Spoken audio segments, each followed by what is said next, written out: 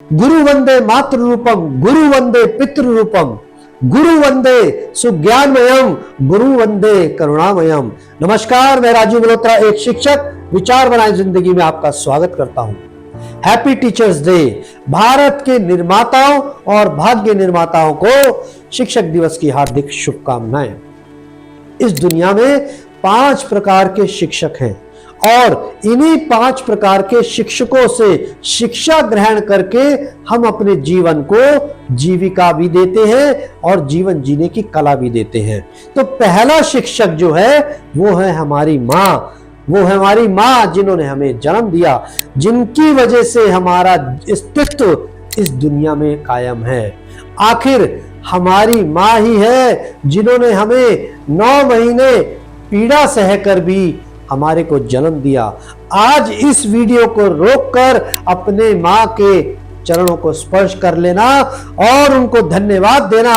हे माँ, तेरे ही वजह से आज मेरा ये जीवन कायम है, तेरे ही आशीर्वाद से आज मेरा अस्तित्व है। इसीलिए पहली शिक्षिका माता ही होती है और वो माता हमें मातृभाषा सिखाती है।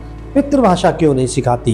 क्योंकि पितृभाषा का कोई अस्तित्व ही नहीं है। मातृभाषा देवो भव, इसीलिए कहा गया है कि माता की भाषा जो है, जो हमारी मातृभाषा है, वो भी एक देवताओं के समान है। दूसरा जो हमारा शिक्षक है वो हमारे गुरु हैं, जो हमें शिक्षा देते हैं, जो विद्यालयों में, कॉलेजेस में, विश्वविद्यालयों में और कण कण से हमें जो शिक्षा मिलती है वही हमारा गुरु है।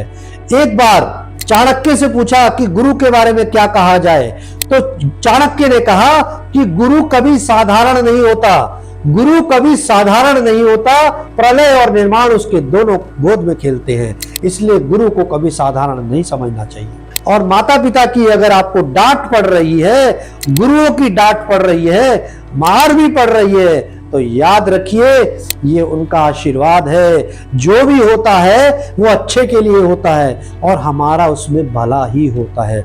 इस दुनिया में सिर्फ 2 ही व्यक्ति ऐसे हैं जो आपका हमेशा भला चाहेंगे। पहला आपके माता पिता, चाहे आपको बात कड़वी लग रही हो, पर याद रखिएगा उस कड़वेपन में भी जलेबी का मिठास छुपा होगा। और आज गुरु की डांट सुन लो, कल किसी के पैर पकड़ने की जरूरत नहीं पड़ेगी, ये याद रखिएगा। इसीलिए पहला शिक्षक मैंने बताया आपकी माँ है और दूसरा शिक्षक है आपका गुरु, जो आपको ज्ञान देता है। गुरु अकेला सिर्फ जीविका का ज्ञान नहीं देता। याद रखिए शिक्षा भी 2 प्रकार की होती है। एक होती है जीविका शिक्षा, आप डॉक्टर बनेंगे, इंजीनियर बनेंगे, लॉयर बनेंगे, बिजनेसमैन बनेंगे, एंटरप्रेन्योर बनेंगे, आप कुछ भी बनेंगे एक गुरु के माध्यम से ही बनेंगे। आप अपने आप में कुछ भी नहीं है। कोई व्यक्ति अगर ये कहता है कि मैं वन मैन आर्मी हूं, मैंने अपने आप ही सब कुछ हासिल किया है, तो वो गलत है। उसके पीछे किसी ना किसी माता पिता का, किसी ना किसी भाई बहन का, किसी ना किसी गुरु का हाथ जरूर होगा, वरना वो यहाँ तक नहीं पहुंच पाता। इसीलिए अपने गुरुओं का आदर करिए। गुरुओं को आपसे कुछ नहीं चाहिए सर। ये बच्चों, ये आने वाली पीढ़ियों और ये युवा पीढ़ी, मैं आपसे ही बात कर रहा हूँ, इन गुरुओं को आपसे कुछ नहीं चाहिए, सिर्फ आदर चाहिए। कोई आपसे तन और मन की बात नहीं करता, ना कोई आपसे धन की बात करता है। सिर्फ वो चाहते हैं कि जब आप मिले तो खुशी से मिले, आदर भाव से मिले, समर्पण भाव से मिले। तीसरा गुरु है आत्मा। हमारी आत्मा, इस शरीर के अंदर, इस नश्वर शरीर के अंदर एक आत्मा का वास होता है और वो आत्मा पवित्र ही होती है, पर हम अपने कर्मों से उसको अपवित्र कर देते हैं। हमारी आत्मा हमें झकझोरती है कि ये तू ये गलत काम कर रहा है और हमारे को सपोर्ट भी करती है, तू ये बहुत अच्छा काम कर रहा है। इसीलिए अपनी आत्मा की आवाज सुनिए कि वो क्या कहना चाह रही है। वो हमारे सपोर्ट में खड़ी है या हमारे अंदर से बोल रही है कि बेटा, मेरे भाई, मत कर ये काम, ये गलत है। और यही आत्मा तेरे को भी बोलेगी, भाई ये कर, ये समाज के हित में है।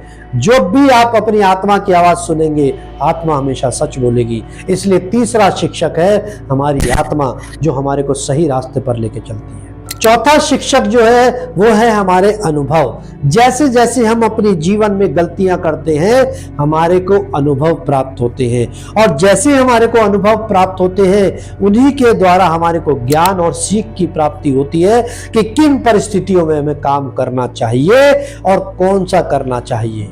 इसीलिए चौथा गुरु आपका अनुभव है, और वो अनुभव तब मिलता है जब आप कोई काम करते हैं। हाथ पे हाथ रखकर बैठने का सिर्फ एक ही अनुभव मिलता है कि आप आलसी हो जाते हैं, आपके अंदर बीमारियों का घर बन जाता है। इसीलिए हाथ पे हाथ रखने से सिर्फ बीमारियां बनती हैं, बीमारियां पलती हैं। इसीलिए आज से ही, अभी से कुछ करना कुछ शुरू कर दीजिए, और जब आप करेंगे तो आपको एक्सपीरियंस मिलेगा, और जब आपको एक्सपीरियंस मिलेगा तो जिंदगी के अनुभव से आपको बहुत कुछ सीखने को मिलेगा, और यही चौथा गुरु है, अनुभव। पांचवा गुरु है एनवायरनमेंट, पर्यावरण। आप पर्यावरण से भी बहुत कुछ सीख सकते हैं।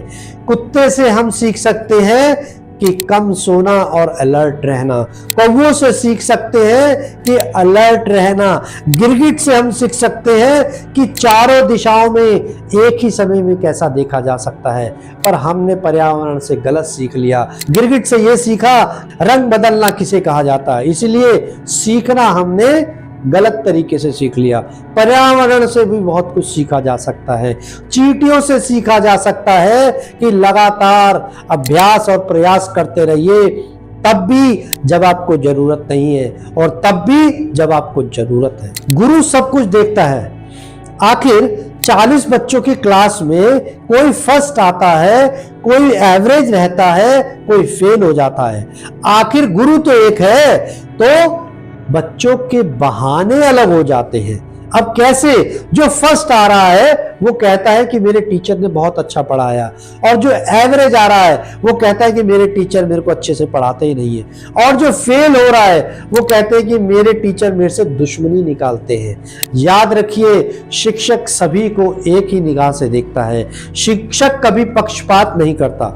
एक बार सिखों के चौथे गुरु गुरु रामदास जी अपने अखाड़े के अंदर शिष्यों को शिक्षा दिया करते थे, और उन शिष्यों में एक शिष्य था जिसका नाम था अर्जुन। वो रामदास जी की, अपने गुरु की बहुत सेवा करता था। उनके जूठे बर्तन उठाना, उनके जूठे बर्तनों को धोना, आश्रम की साफ सफाई करना और कपड़े धोना, और जितने भी गुरु के काम थे उनके आदेशों को दिल लगा के पालन करता था। और जितने भी शिष्य थे उस आश्रम के, वो सभी सिर्फ एकेडमिक में ध्यान देते थे, सिर्फ मंत्र उच्चारण करना और पूजा पाठ करना, इस पर ध्यान देते थे। अब गुरु को पता है कि मेरे शिष्य कैसे हैं और कौन सा शिष्य क्या कर रहा है, ये सब गुरु को पता होता है। अब जब चौथे गुरु गुरु रामदास जी का जाने का समय आ गया, तब उनको लगा कि अब मुझे एक उत्तराधिकारी अपने शिष्यों में से चुनना है। और सब शिष्यों को लग रहा था, हर शिष्य को लग रहा था कि शायद मेरा नाम होगा, मैं सिखों के 5वां जो गुरु है मैं बन जाऊंगा, मैं उत्तराधिकारी बनूंगा उस अखाड़े का। पर अब गुरु रामदास जी ने एक जाने से पहले एक चिट्ठी अपनी पेटी के अंदर रख दी, और उसमें उत्तराधिकारी का नाम लिख दिया गया और उसका कारण भी लिखा गया।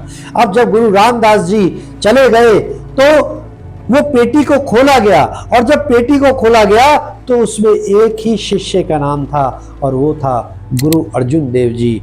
वही शिष्य जो जूठे बर्तन उठाते थे, अपने गुरु के कपड़े धोते थे, आश्रम की सफाई करते थे, पशु पक्षियों की सेवा करते थे, वही 5वें गुरु कहलाए। और ऐसे गुरुओं को शत शत नमन।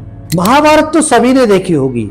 द्रोणाचार्य ने कौरवों को भी वही शिक्षा दी जो पांडवों को दी, वही नकुल सहदेव भीम युधिष्ठिर को भी दी, और वही दुर्योधन और उसके भाइयों को भी दी।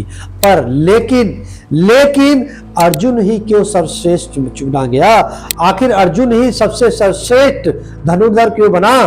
क्योंकि उसने अपने गुरु के प्रति, द्रोणाचार्य के प्रति समर्पण भाव रखा था।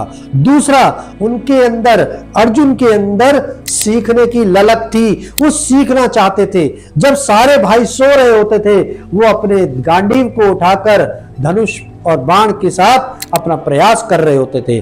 तो इसीलिए जब द्रोणाचार्य ने देखा कि एक ही शिष्य ऐसा है जिसमें लगन है, किसमें सीखने की इच्छा है, याद रखिए गुरु उतना ही दे सकता है जितना शिष्य के पास पात्र है। अगर पात्र सिर्फ गिलास जितना है तो ज्ञान भी गिलास जितना आएगा, अगर पात्र बड़ा है तो ज्ञान भी उतना ही ज्यादा आएगा। इसीलिए शिष्य की पात्रता के आधार पर ही गुरु जो है शिक्षा देते हैं। और द्रोणाचार्य ने देख लिया, जान लिया और मान लिया और अपनी दूरदृष्टि से भान लिया कि ये अर्जुन ही है जिसकी पात्रता खत्म नहीं होती, ये हर समय सीखना चाहता है और कुछ ना कुछ नया करना चाहता है और अभ्यास और प्रयास लगातार करता रहता है। इसीलिए वो गुरु द्रोण का सर्वश्रेष्ठ और प्रिय शिष्य बन गए। जब जब गुरुओं का नाम आएगा तब तब स्वामी विवेकानंद और परमहंस जी का नाम लिया जाएगा। जब जब गुरु का नाम आएगा तो द्रोणाचार्य और अर्जुन का नाम लिया जाएगा, सिकंदर का नाम लिया जाएगा, तब तब उससे पहले अरस्तु का नाम लिया जाएगा। जब जब सचिन तेंदुलकर का नाम लिया जाएगा उससे पहले उनके गुरु श्री रमाकांत आचरेकर जी का भी नाम लिया जाएगा। आपको जानकर हैरानी होगी कि नीरज चोपड़ा जो कि जैवलिन थ्रो के प्लेयर हैं, एथलेटिक हैं, उनको भी जब पेरिस में अवार्ड मिला सिल्वर मेडल तो उन्होंने अपने गुरु को कॉल किया। और आज भी नसीम अहमद जी जो उनके गुरु हैं उनके आगे वो कभी बैठते नहीं हैं। हमेशा जब भी नसीम अहमद जी चेयर पे बैठते हैं तो नीरज चोपड़ा जी आज भी उनके सामने जमीन पर बैठते हैं। ये होता है समर्पण भाव। समर्पण भाव जिसने करा है उसने अपने गुरुओं का आशीर्वाद प्राप्त हुआ है और जिसने भी अपने गुरुओं का सम्मान करा है उसी ने इतिहास रचा है। एक बार एक शिक्षक कक्षा में पढ़ा रहे थे। कक्षा में जब पढ़ा रहे थे तो बच्चों को एक कागज का सफेद टुकड़ा दिया गया और उसमें एक ब्लैक कलर का डॉट था और बच्चों को पूछा गया कि बच्चों बताओ इस कागज के टुकड़े में क्या दिखाई दे रहा है। तो बच्चों ने कहा इसके अंदर एक ब्लैक डॉट है, काले रंग का धब्बा है। गुरु ने कहा फिर दोबारा देखो, सोचो, समझो कि आखिर इसके अंदर क्या दिखाई दे रहा है। सभी बच्चों ने पेज को गौर से देखा और बोला कि गुरुजी इसमें तो सिर्फ एक काला धब्बा ही दिखाई दे रहा है, इसके अलावा कुछ दिखाई नहीं दे रहा। गुरुजी ने कहा फिर दोबारा ध्यान से देखो, इसमें बहुत कुछ दिखाई दे रहा है। सब बड़े आश्चर्य होने लगे और सभी शिष्य एक दूसरे से बात करने लगे, आखिर गुरुजी कैसा प्रश्न कर रहे हैं। एक ऐसा पेज है जिसमें काले रंग का धब्बा है और तो कुछ दिखाई भी नहीं दे रहा, आखिर गुरुजी और क्या दिखाना चाह रहे हैं, क्या पूछना चाह रहे हैं। तो सभी ने कहा गुरुजी हमें पता लग गया, इसके अंदर काले धब्बे के अलावा कुछ दिखाई नहीं दे रहा। तो गुरु ने कहा बिल्कुल ठीक कहा कि इसमें काला धब्बा है, पर बच्चों मेरे प्यारे शिष्यों तुम ये भी तो कह सकते थे कि इसमें सफेद कागज भी दिखाई दे रहा है। याद रखो बच्चों, अगर आप समस्याओं को देखोगे तो सिर्फ समस्याएं ही दिखेंगी और अगर आप समाधानों को देखोगे तो आपको समाधान ही दिखेगा। इसीलिए अपना दृष्टिकोण बदलिए, देखने का नजरिया बदलिए, क्योंकि चीजें वही हैं। किसी को 6 दिखाई देता है, किसी को 9 दिखाई देता है। ये हमारे दृष्टिकोण पर निर्भर करता है कि हम काले धब्बे को देख रहे हैं या हम सफेद कागज को देख रहे हैं। सफल व्यक्ति सिर्फ सकारात्मक देखता है। सफल व्यक्ति सिर्फ सकारात्मक देखता है। कोयले की खान में 2 लड़के चले गए, एक को सिर्फ कोयला ही कोयला दिखाई दे रहा था और एक को सिर्फ हीरा ही हीरा दिखाई दे रहा था। कोयले की खान में तो दोनों ही गए थे। तो आखिर क्या है कारण? एक को कोयला ही दिखाई दिया, एक को हीरा ही दिखाई दिया। क्यों? क्योंकि दोनों का नजरिया अलग था। इसीलिए गुरु के माध्यम से नजरिए बदल जाते हैं। इसीलिए अपने गुरु के प्रति आदर भाव रखिए। एक छात्र कलकत्ता स्टेशन पर उतरा और जोर जोर से कुली को पुकारने लगा, कुली इधर आओ, कुली इधर आओ। अब वहां पर सभी कुली जो हैं अपना काम में व्यस्त थे, कोई सामान उठा रहा था, कोई कहीं जा रहा था, कोई खाली नहीं था और ये लड़का जोर जोर से कुली को बुला रहा था। इतने में एक व्यक्ति आया और बोला साहब बताइए आपको कहाँ जाना है। और वो कहता है कि मुझे रेलवे स्टेशन के बाहर एक यूनिवर्सिटी पर तक जाना है, तो मुझे गाड़ी तक छोड़ दीजिए। और वो व्यक्ति जाता है और उसका सामान उठाता है छात्र का और गाड़ी तक बैठा के आ जाता है। और पूछता है बताओ आपकी मजदूरी कितनी हुई, क्योंकि आपने मेरा सामान उठाया है। तो वो व्यक्ति कहता है मेरी मजदूरी कोई नहीं है साहब, ये तो सेवा भाव है। उसको समझ में नहीं आया छात्र को, आखिर ये ऐसे क्यों कह रहे हैं। बात समझ में आ गई कि ये सेवा भाव है, पर मजदूरी तो देनी ही है। वो छात्र फिर कहता है कि बताइए मजदूरी तो क्या है, आप मजदूरी बताइए, आपकी कितनी मजदूरी देनी है। वो व्यक्ति कहता है कि अगर आपको मेरी मजदूरी देनी ही है तो ये याद रखिए, अपना काम स्वयं करिए, अपना बोझा खुद उठाइए। अगर आपने ये शिक्षा ले ली तो आपने मेरी मजदूरी दे दी। अब उस छात्र को ये बड़ा आश्चर्य लगता है और बड़ा अजीब भी लगता है कि मैंने सामान भी उठाया पर उस व्यक्ति ने मजदूरी नहीं ली। पर अगले दिन जब वो कॉलेज जाता है और प्रिंसिपल का गेट नॉक करता है, वो देखता है कि एक व्यक्ति किताब पढ़ रहा है, और जब वो किताब नीचे करता है वो वही व्यक्ति होता है जिसने उसका सामान उठाया होता है। वो देखकर हैरान रह जाता है कि आखिर ये कौन है, ये कौन है जिसने मेरे जो है बोझा भी उठाया और आज प्रिंसिपल की चेयर पे भी बैठा है। और वो व्यक्ति और कोई नहीं, ईश्वरचंद्र विद्यासागर जी थे। और ऐसे प्रिंसिपल को, ऐसे शिक्षकों को हजार बार नतमस्तक है जिन्होंने समाज को ऐसी राह दिखाई। और वो छात्र ने भी माफी मांगी कि आज के बाद वो अपना कार्य स्वयं करेगा। तो इतिहास में ऐसे ऐसे शिक्षक हुए हैं जिन्होंने अपने व्यवहार और अपने आचरण से समाज को एक उदाहरण प्रस्तुत किया है। लीडर क्या है? Lead by example. जो अपना उदाहरण प्रस्तुत करे वही शिक्षक है। और शिक्षकों के लिए भी ये बहुत जरूरी है कि अपना उदाहरण प्रस्तुत करें समाज को, क्योंकि समाज इन शिक्षकों को भी देख रहा है। अब हम बात करेंगे शिक्षक दिवस के ऊपर कि आखिर ये शिक्षक दिवस क्यों मनाया जाता है।